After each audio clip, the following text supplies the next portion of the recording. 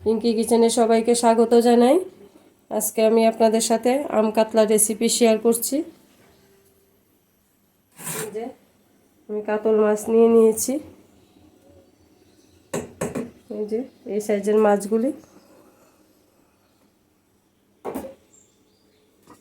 কাঁচা আম দিয়ে তৈরি করে দেখাচ্ছি কিভাবে রান্নাটা করি। আর এখানে নিয়ে নিয়েছি সর্ষে, আমি সাদা সর্ষেটা দিয়ে করছি রান্নাটা। সর্ষে নিয়ে নিয়েছি, কাঁচা লঙ্কা নিয়ে নিয়েছি 6টা, গোলমরিচ নিয়ে নিয়েছি 3টে। এই মশলাগুলি আমি মিক্সারে তৈরি করে নিয়ে আসছি। ততক্ষণ আমি মাছটা ভেজে তুলব। এখানে কড়াই গরম বসিয়ে দিয়েছি। মাছ ভাজার জন্য আমি সর্ষের তেল বসিয়ে দিয়েছি। মাছের মধ্যে এখন নুন হলুদ মাখিয়ে নিচ্ছি। একটু নুন দিয়ে দিই, নাহলে মাছগুলি ফিটে আসবে।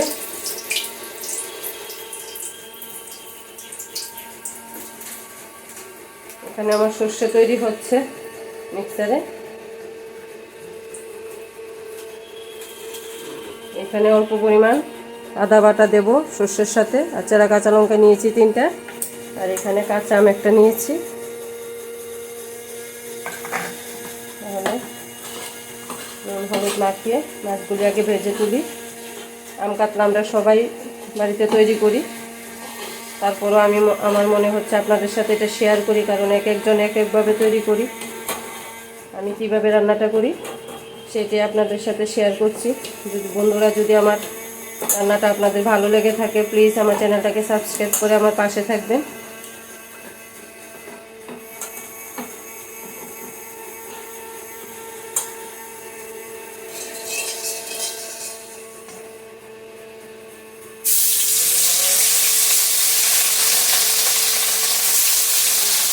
সবগুলি একসাথে দেবো না, 3 পিস দিয়ে দিলাম। দেখুন বন্ধুরা, পেটি মাছ নিয়েছিলাম 2 পিস, ভাজা হয়ে গেছে, নামিয়ে নিলাম। এখন গাদার পিস নিয়েছি 3টে, এগুলো একটু বাকি রয়েছে ভাজা হতে। আমার মশলাও তৈরি, দেখতে থাকুন আম কাতলাটা কীভাবে করি।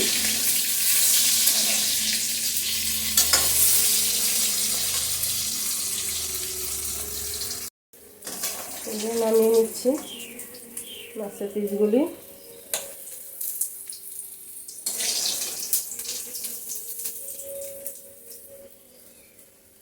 এখন দিয়ে দেব মেথি ফোড়ন। ওকের সাথে বা আমের সাথে মেথিটা খুব জমে। এখন যে ডালটা আছে আমার হয়ে যাবে। তাহলে মেথি কিন্তু বেশি ভাজলে তেতো হয়ে যায়, কালো হয়ে গেলে ভালো লাগে না। এই যে মেথি নিয়ে নিচ্ছি ফোড়নে দেওয়ার জন্য। মেথি দিয়ে বেশিক্ষণ রাখা যায় না, কারণ মেথি কালো হয়ে যায়। আমগুলি দিয়ে দিচ্ছি।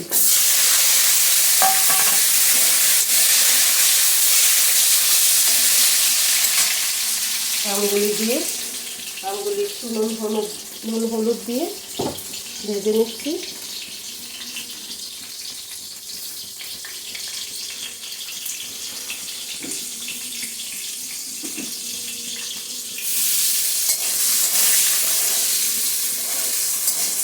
যদি মেথি খেতে পছন্দ না করেন, মেথিগুলি ভাজা হয়ে গেলে উঠিয়ে নেবেন, তাহলে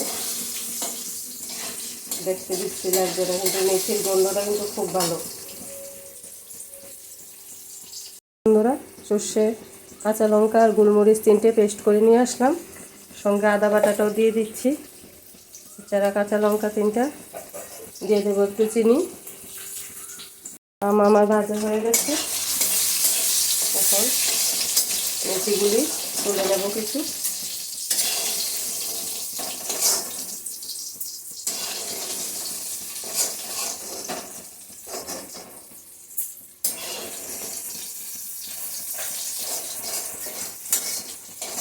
তারপর দিয়ে দিচ্ছি সর্ষে বাটাটা, যে একসাথে চিনিও দিয়ে দিয়েছি।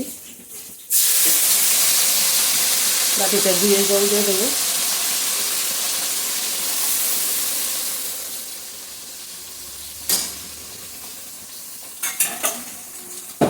দিয়ে দেবো একটু হলুদ, একদম সামান্য পরিমাণ হলুদ, যাতে সর্ষের কালারটা সুন্দর থাকে। দিয়ে দিচ্ছি নুন,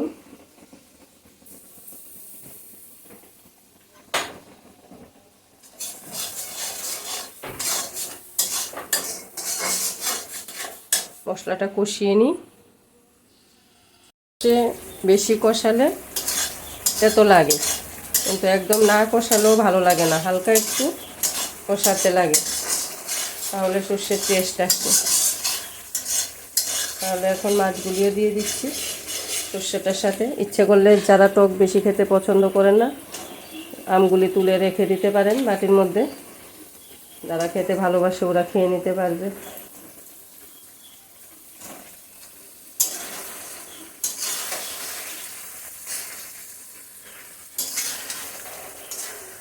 বেশ বন্ধুরা, রেসিপিটা ফলো করবেন, কীভাবে রান্নাটা করলাম। এভাবে ট্রাই করে দেখবেন, 100% গ্যারান্টি, খুবই ভালো লাগবে, খুবই ভালো। এই গরমের মধ্যে আম কাতলা হলে তো কোনো কথাই নেই।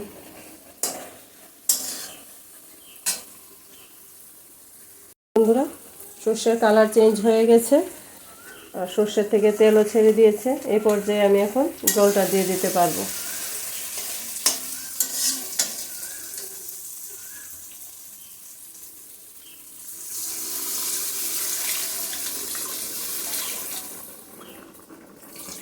এটা কিন্তু হালকা ঝোল হবে না, একটু গা মাখা থাকবে, মাখো মাখো ভাবটা আসবে।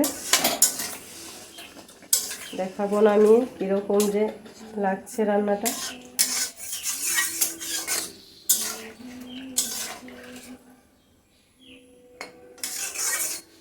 এরকম রেসিপিগুলি আপনাদের সাথে শেয়ার করে আমি খুব আনন্দ পাচ্ছি। আশা করব আপনারাও ঠিক সেরকম আনন্দ পাবেন। সাবস্ক্রাইব করে আমার পাশে থাকবেন। এখন বন্ধুরা, আম কাতলা আমার তৈরি। এখন গ্যাস অফ করে দিচ্ছি, দিয়ে দেখাচ্ছি আম কাতলা কীরকম লাগছে দেখতে। খেতে কিন্তু দুর্দান্ত। নিজের রান্নাটা নিজে বলি, আপনারা ঠিক এইভাবে রান্না করে দেখবেন, তারপর কমেন্ট করে জানাবেন রান্নাটা কীরকম লাগছে, খেতে হয়েছে জানাবেন। এই দেখুন বন্ধুরা, সার্ভ করে দেখালাম, কেমন লাগছে বলুন দেখতে।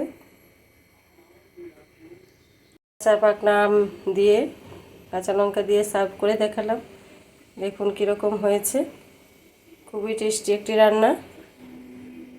প্লিজ বন্ধুরা ট্রাই করে দেখবেন আর আমার পাশে থাকবেন। আজকের ভিডিওটা এখানে শেষ করি, পরে রেসিপিটা নিয়ে আসবো, আপনাদের সাথে দেখা হবে। সবাই ভালো থাকবেন, ধন্যবাদ।